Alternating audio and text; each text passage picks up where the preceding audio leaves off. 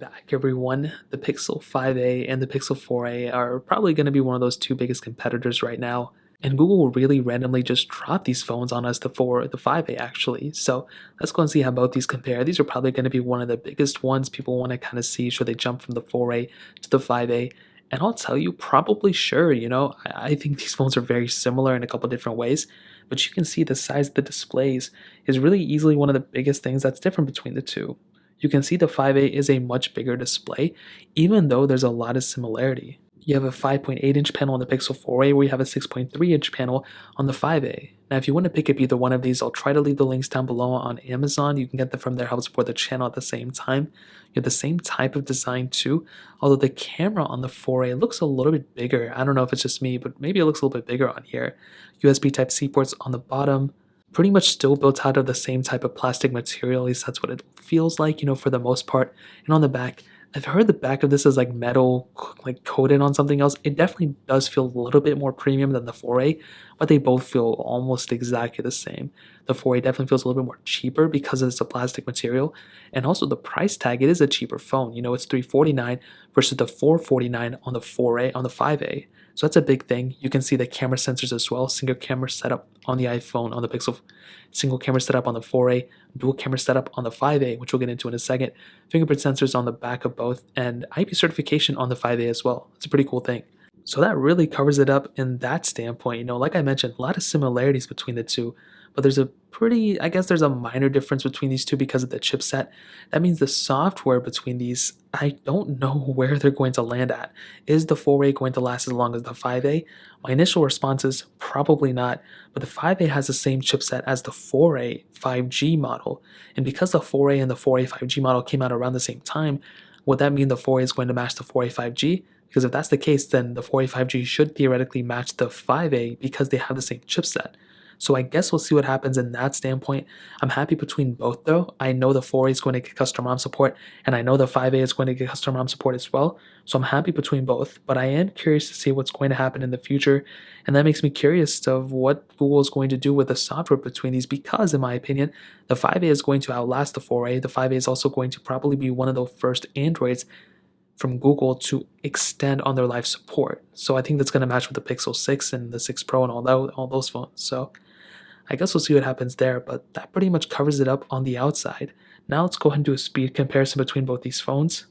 Now, like I mentioned before, the 5A has that Qualcomm Snapdragon 765G chipset, which is about the same thing as the Pixel 5, and the Pixel 4A has that Qualcomm Snapdragon 730G chipset. Both of them have 6 gigs of RAM, so let's go and see which one is the faster phone between both of these. And there we go. Every time I take this table out and I put these phones on it, it always looks like it's like some type of movie scene, but you can see all the apps are clear in the background. 4A is right here, 5A is right here.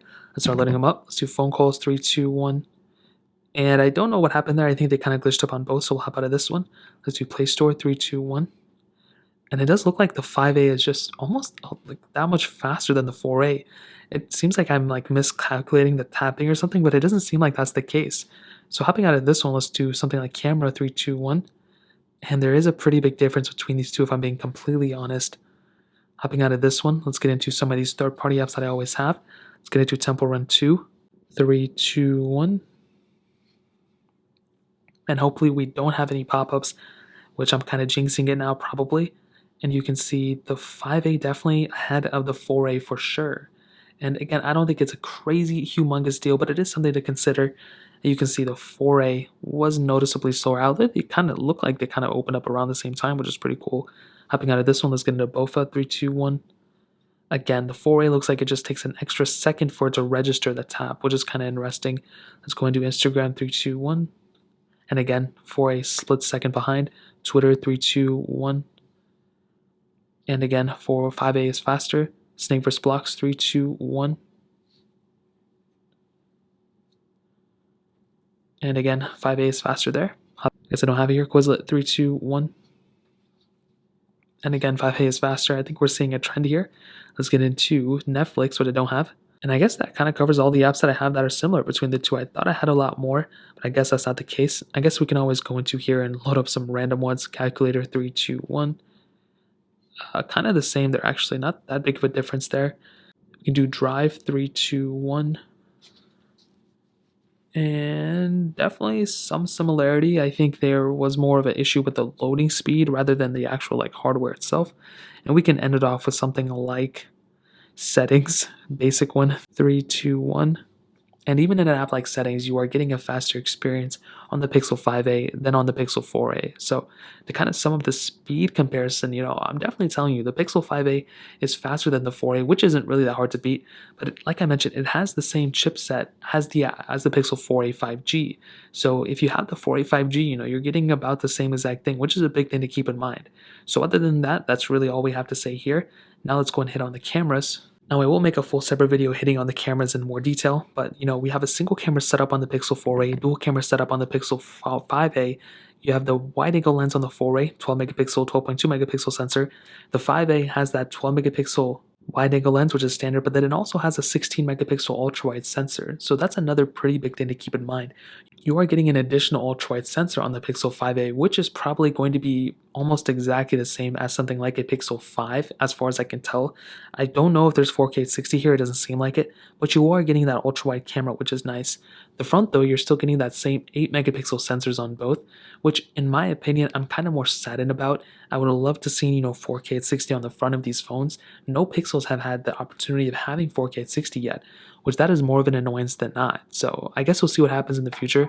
But in terms of the camera standpoint, that pretty much covers it up here. And now comes the ending of the video. Should you go and buy a Pixel 5a or should you go and buy a Pixel 4a? Well, in my opinion, if you already have a Pixel 4a, it may just be worth it for you to just keep this phone for now, in my opinion. And the reason for that is because it is an upgrade for sure. Like we mentioned, you're getting a faster phone here and everything like that. But this is still a pretty close phone to the 5a. I think if the 5a was a 10 out of 10 phone, which it isn't, but just, for purpose of this video, let's say it was, the Pixel 4a is probably like a 7.5 out of 10, maybe a 7 out of 10. It's missing like that ultra wide sensor on the back. It doesn't have as big of a battery as the Pixel 5a, and that's another huge, area where the 5a is just winning at because of that battery size. And also it's smaller, so some people may not prefer that. And it's not as fast as the 5a, and maybe the 5a will last longer, but they're very similar to one another. There's a $100 price difference between these two phones, but I do think, this design, Google did a really good job with this phone in terms of a design standpoint. $350, it's not that bad of a device for that price tag.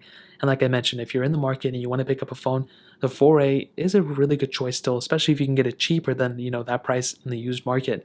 Now, the 5a is a perfect phone, I think, for a lot of people out there. This is a beautiful looking phone. It has a lot going for it. It's definitely not perfect. The display is still 60 hertz, similar to the 4a, but it is a bigger display, which I like, and it has a massive size battery within it as well. So that is another cool advantage that you have on something like a Pixel 5a that you don't really have on the 4a. On top of that, it seems to me that this is a pretty fast phone, at least compared to the 4a. Things were almost instantaneous, which is nice.